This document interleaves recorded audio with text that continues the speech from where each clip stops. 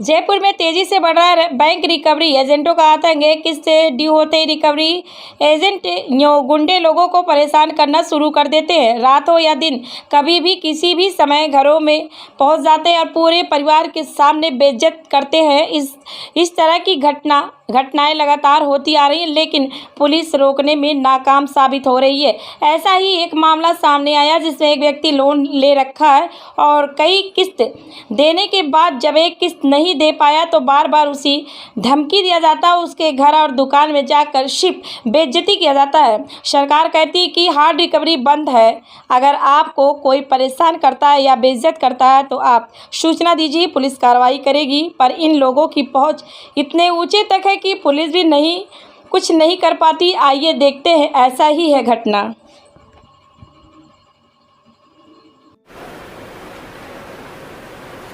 क्या नाम है आपका? मेरा नाम सौरभ है।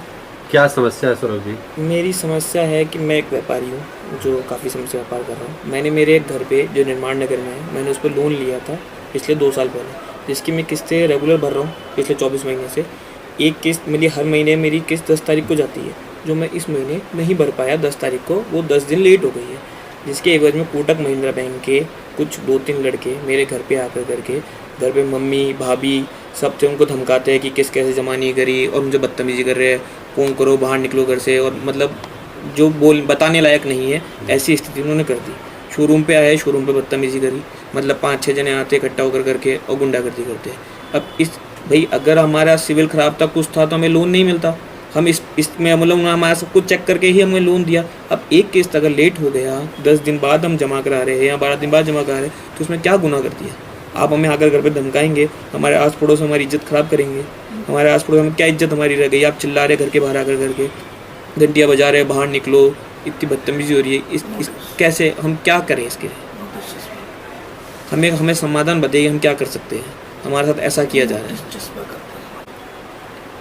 शोरूम पे आकर धमकाते हैं, कस्टमर अटेंड नहीं करने देते हैं। 5-5, 6-6 जने शोरूम पे आके बैठ जाते हैं और बोलते हैं कि हमको पैसा दो। अब हम 10 दिन के अंदर अगर कोई किस्त लेट हो रहा है, उसके लिए रिकवरी के गुंडे अगर ऐसे आ जाएंगे तो हम कैसे धंधा कर पाएंगे? आप बताइए। या घर पे चले जाएंगे तो हम कैसे व्यापार कर पाएंगे? हम घर संभालें कि व्यापार संभालें? हमें मतलब दीवार पर आकर करके पेपर, नोटिस, चस्पा, पता नहीं क्या इनका होता है, वो चिपका देते दीवार पे, जिससे कॉलोनी में आते आते लोग सारे देखे और हमारी बदनामी हो। ऐसे कैसे व्यापार कर पाएंगे हम? और ऐसे कैसे हम किस्त 10 दिन तो लेट हुआ है, अगर ज़्यादा लेट होता तो समझते हम जमा ही नहीं करा रहे होते, तो कि हम जमा ही नहीं करा पा रहे हैं। पर 10 दिन के भीतर ये लोग इस तरह की हरकतें कर रहे हैं। घर पे नोटिस चिपका रहे हैं, शोरूम पे आ रहे हैं, धमका रहे हैं। घर पे मम्मी को धमका के गए, मम्मी का फ़ोन आ रहा है कि सुबह शाम को भी आ रहे हैं, 6 बजे बाद में भी आते हैं शाम को, कि क्या हुआ, अभी तक जमा क्यों नहीं हुई, ये वो। तो अब क्या समाधान निकाले इसका?